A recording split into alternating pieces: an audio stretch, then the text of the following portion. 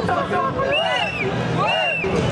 22, c'est une journée où les fonctionnaires seront dans la rue, mais au-delà de défendre nos professionnels et la fonction publique, c'est aussi les missions de service public que nous défendons. Le gouvernement veut notamment aussi remettre en cause les missions de service public à travers les annonces qui sont faites.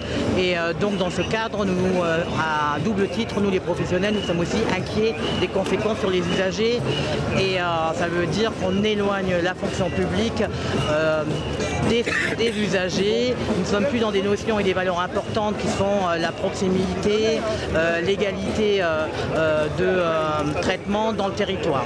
Il faut souligner qu'il y a à nouveau un arc unitaire et ça c'est dans la période importante. Ça veut dire que la mobilisation grossit, que toutes les organisations syndicales sont contre le projet du gouvernement et dans notre secteur de la santé et de l'action sociale, les salariés seront mobilisés fortement parce qu'ils ont des craintes, comme pour les autres agents de la fonction publique, qu'on remette en cause notamment leur statut, leurs conditions de travail. Bon Baptiste, comment tu sens cette préparation du 22 mai? Bien, très bien. Il y a quand même un certain nombre d'éléments qu'il faut relever. Le premier, c'est l'unité syndicale complète qui est reconstituée. Ça, je pense que c'est absolument inédit dans la fonction publique, peut-être même dans le mouvement social. C'est-à-dire qu'en général, on perd des syndicats en cours de route et là, on est en train de reconstituer un front unitaire qui existait au début du mouvement. Donc ça, je pense que c'est vraiment un point d'appui très important sur lequel on a besoin vraiment d'appuyer et d'insister. Ouais, moi, je suis d'accord. Je pense vraiment qu'on assiste là à quelque chose de quasi inédit, comme tu l'as dit, et la reconstitution de l'appel de 9 organisations syndicales me semble un point d'appui. Maintenant, je crois qu'il faut qu'on le fasse fructifier. C'est-à-dire que je crois qu'on a besoin partout qu'il y ait des assemblées générales, des heures mensuelles d'information, où soit débattu évidemment la préparation du 22, un feu roulant d'action, et aussi je crois qu'il faut commencer à dire à nos camarades qu'ils mettent en débat toutes les formes de reconduction et d'inscription véritablement dans la continuité des actions, parce que je crois qu'on a vraiment besoin d'élever le rapport de force et véritablement de l'inscrire dans la durée et que ce ne soit pas des formules incantatoires. L'autre aspect qui me semble important en ce moment, c'est qu'il faut vraiment qu'on ait en tête que la lutte paye. Il y a des mouvements sectoriels ou locaux sur lesquels on a gagné des choses. Le gouvernement a par exemple indiqué qu'il y a des mesures catégorielles qui vont tomber. Et Darmanin dit lui-même que les secteurs sur lesquels il y aura du catégoriel, ce sont les secteurs qui se sont battus. Donc c'est vraiment le gouvernement lui-même qui nous encourage à la lutte.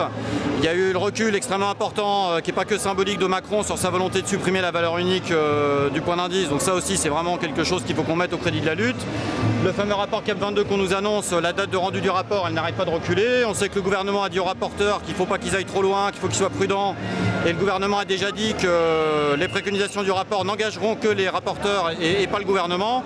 Donc voilà, on sent bien que le gouvernement lui-même, très clairement, il est sur la défensive, qui commence à être extrêmement prudent sur sa volonté de taper sur la fonction publique. Donc tout ça, ça doit vraiment nous encourager à continuer d'élever le niveau du rapport de force. Moi, je crois que je peux qu'abonder dans ce que dit Baptiste, c'est-à-dire qu'on a véritablement le sentiment qu'il y a un grand décalage.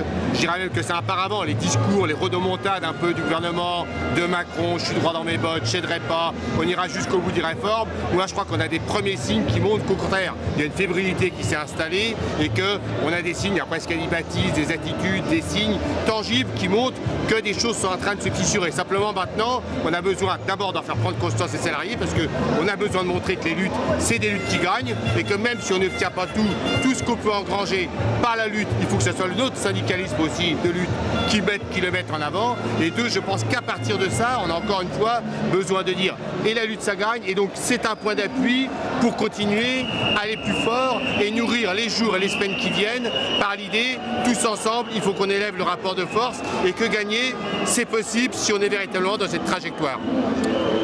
Et donc tout dernier aspect, là vraiment la priorité des priorités, c'est que tous nos militants soient sur le terrain, qu'ils aillent débattre avec les salariés, les assemblées générales, construire la lutte, élever le niveau du rapport de force, décider des actions, parce que c'est comme ça qu'on va gagner si on s'en donne les moyens.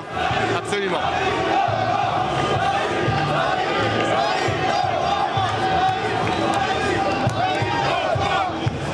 Vous avez vu, dans la fonction publique, ça s'élargit. On a des signes à donner à tous les autres salariés qui hésitent encore, que les confédérations travaillent ensemble. On n'est pas d'accord sur tout, tout le monde le sait. Mais qu'on travaille ensemble et qu'on soutienne ensemble, je crois que c'est des signes forts qu'on pourrait donner. Tous ensemble, tous ensemble, tous ensemble.